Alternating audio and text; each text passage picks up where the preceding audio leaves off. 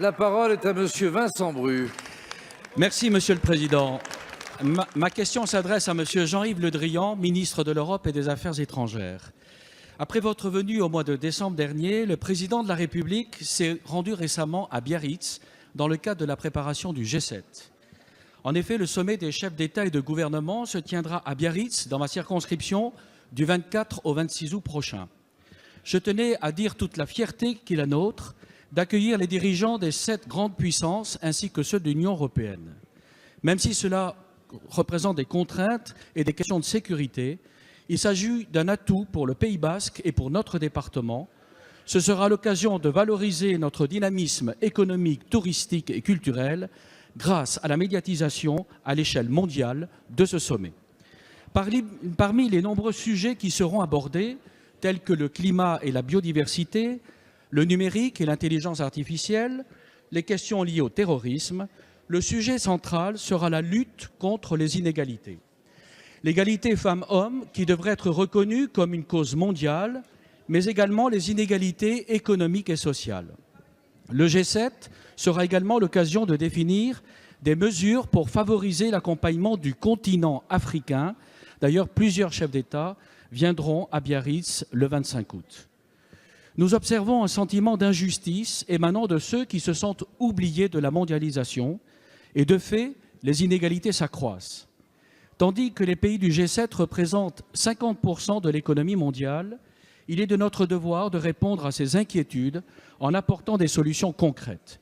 Ainsi, Monsieur le Ministre, quelles sont les attentes et surtout les propositions que la France souhaite formuler afin que les pays du G7 puissent répondre aux défis internationaux auxquels nous faisons face, et notamment à l'accroissement des inégalités. Je vous remercie.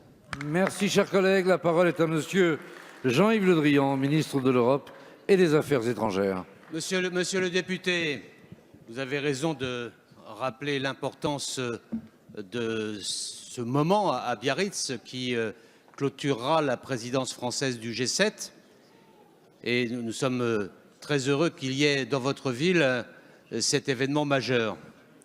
Vous l'avez rappelé, le président de la République a souhaité que la lutte contre les inégalités soit au cœur de la présidence française et que l'ensemble des acteurs puissent y participer, que ce soit les responsables politiques ou les acteurs de la société civile qui, en partie d'ailleurs, se réuniront à Biarritz au moment du sommet du G7.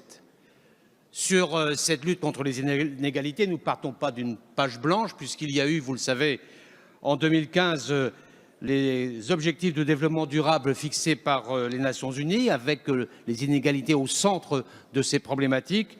Et depuis 3 ans, des progrès ont été réalisés, mais il faut trouver une nouvelle dynamique. C'est ce qui explique pourquoi le président de la République a souhaité que ce soit vraiment l'élément déterminant de cette présidence, qui se traduit par le fait qu'à chaque réunion de ministres, il y en a régulièrement de préparation du sommet. La question des inégalités est posée, que ce soit les inégalités hommes-femmes, que ce soit les inégalités par rapport au changement climatique, que ce soit les inégalités par rapport au numérique.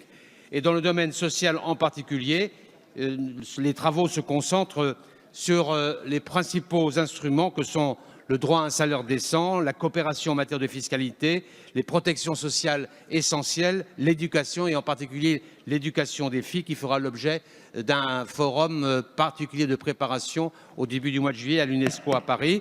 La prochaine réunion ministérielle sera présidée par Madame Pénicaud, elle aura lieu la semaine prochaine et elle aboutira à un ensemble documentaire. Le but, Monsieur le député, c'est d'aboutir à la mise en œuvre d'un cadre d'action international à Biarritz qui donnera le guide pour renforcer ce qui avait été initié aux Nations Unies dans le cadre des objectifs de développement durable. Merci, Monsieur le Ministre.